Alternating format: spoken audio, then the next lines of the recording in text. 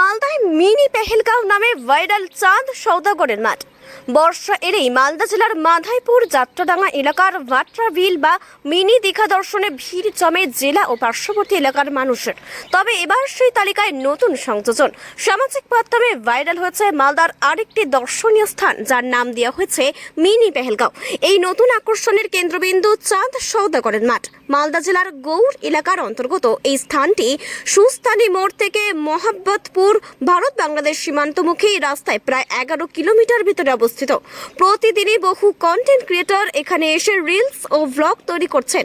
পাশাপাশি সাধারণ মানুষও বিকেলের আড্ডা কিংবা প্রকৃতির সৌন্দর্য উপভোগ করতে ভিড় জমাচ্ছেন এই মাঠে।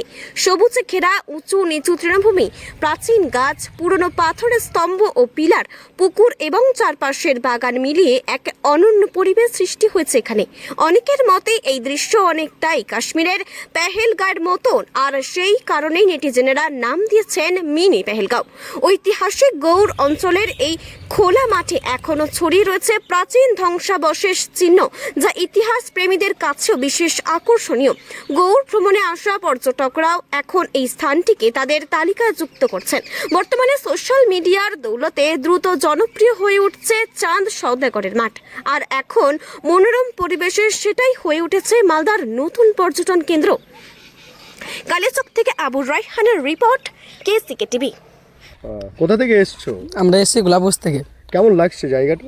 ভালোই, অনেক পরিবেশনটা ভালোই, ফাঁকা জায়গা আছে, ভালোই লাগছে। আচ্ছা, কি করে জানতে পেরেছিলে যে এখানে সওদাগরের ভিটা রয়েছে? আর কি এই রিলসে দেখছি অনেক দিন থেকে, 15-20 দিন থেকে দেখছি, অনেক ভাইরাল আছে, তার জন্য অনেক ভালো লাগলো, তার জন্য এলাম। জায়গাটা অনেক ভালো, অনেক ভালো, হ্যাঁ। গাছপালায় ভর্তি। হ্যাঁ, সে হাওয়া অনেক ভালো লাগছে হাওয়াতে। আচ্ছা, জায়গাটা কোথায় এটা? জায়গাটা হচ্ছে মালদা। মালদা, মালদার গৌড়। গৌড়। তোমার নাম কি? আমার নাম হচ্ছে মামুন।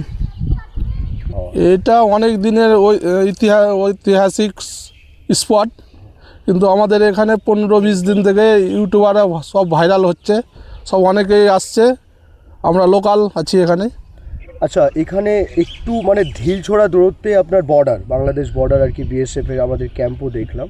তো এখানে ঘুরতে এলে পরে কোনো অসুবিধার কিছু নেই তো?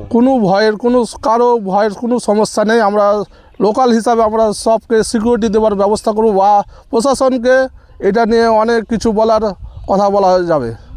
আচ্ছা, কেমন জায়গাটা? কেমন জায়গাটা তো খুব ভালো, দেখে যায় যে এটা দ্বিতীয় পেহেলগাঁও হিসাবে আমরা মানে দ্বিতীয় পেহেলগাঁও হিসেবে আপনারা বর্ণনা করছি। আচ্ছা, এখানে এলে ছেলে মেয়েরা বা পরিবার নিয়ে যদি কেউ আসে, কোনো রকমের অসুবিধার কিছু? না, কোনো অসুবিধা নেই। সবাই এখানে এনজয় করতে আসবে। খুব জায়গাটা খুব সৌন্দর্য হবে, ভালো লাগবে, সবাইকে ভালো লাগবে এটা। আচ্ছা, আশেপাশে পিকনিক করার জায়গা আছে? হ্যাঁ, অনেক জায়গা আছে। মানে কোনো ভয়ের কোনো সমস্যা নেই। আচ্ছা, আপনার নামটা?